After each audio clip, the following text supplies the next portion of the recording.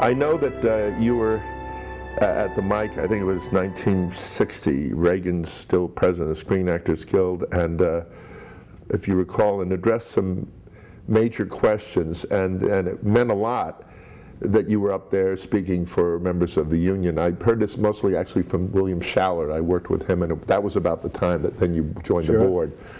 But can you recreate that just a little bit, the 1960 moment when you were speaking? Do you know what I'm talking about? No, I've forgotten. Well, it was interesting. It was that there was a strike, as I recall, that was about to happen. I read about this. And you were asking the question of how it interfered with your work, and the answer you got was, you're on a single picture contract. You're not contracted out to a studio, and so it's different for you. And it by your questions, people got a lot more informed about how the strike would affect them or not affect them, and how to move forward. And you have that presence and voice and all, and your own gravitas. And I remember William Shallard were talking about how you were one of the people that they went to who were such established. I remember some of them. But Bill Shallard, Lord Green was on him. Anyway. He and I loved each other. Yeah, he's very fond of you. And he always said nice things about me. I can't, as a fact, listen, at 93, you got to give me a break. At 74, I know you did go on the board. Yeah, that's a long time ago. And there were a group, and you were head of it, and a couple of other, I can't remember the name of it, but they were major stars, mostly from television with their own series. And anyway, Bill Shallard, I just talked with him recently, who's one of our former presidents. Yeah. And did you have any recollections from that board service? I know it was about a 3-year period. No, I don't. I know I served on the Screen Actors Guild until I started my own production thing. Then I had to leave, actually, because of the fact that, you can't do it. But it was a wonderful experience, and I used to vote along with the rest of them and everything else. And there were some things that I was a little hesitant about, and this was at the time of you mean a president? I think the president was Dennis Weaver. Or he was almost before Dennis Weaver. Dennis Weaver. Who was before Dennis Weaver? Dennis Weaver. This was the man who did Ben-Hur. Charlton Heston. Charlton Heston. Anyway, and Charlton was the president, and there was a number of things came up and everything else.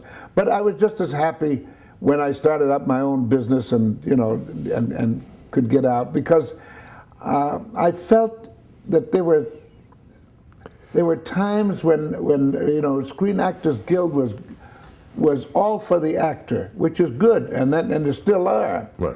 But the idea is that there were some people in there that just didn't get along with each other, and it was kind of push and pull, like they have Republicans and Democrats today.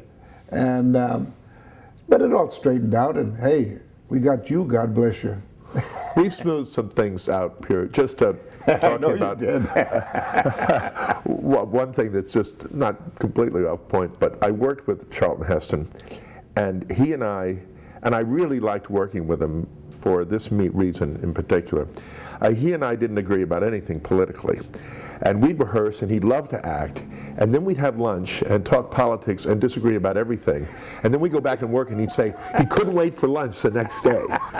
So he enjoyed it. It was a funny kind of camaraderie, and I love working with actors that bring that joy of the work and love to work. Absolutely. And you were certainly that way, and God bless for you. it. Thank you.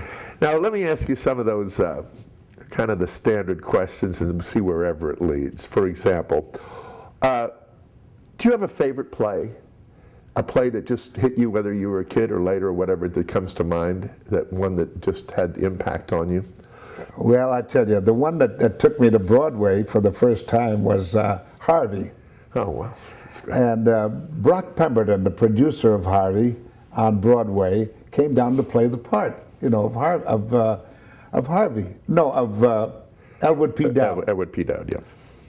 And I had been playing, I was asked to play the hospital attendant.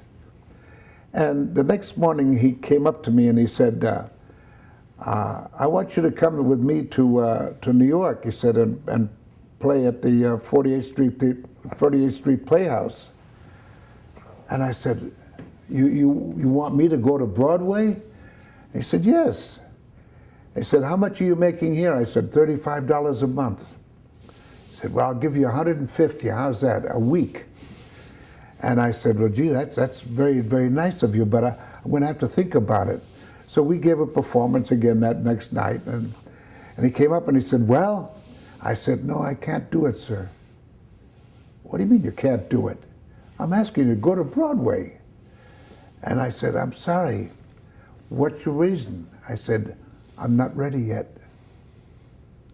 He said, you're not ready yet? I said, you're doing fine.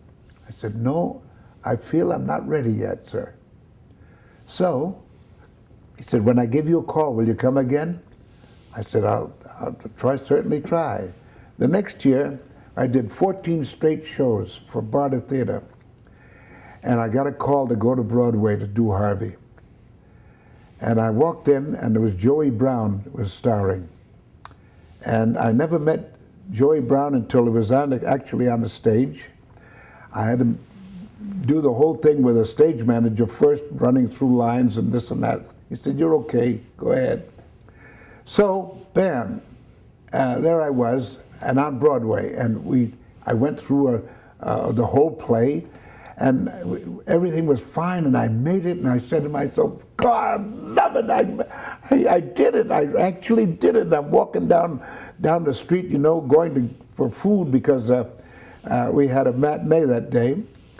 And I sat down in a restaurant, and some woman came by who had seen the show. She said, oh, there's that jerk that was talking between laughs. My bubble went.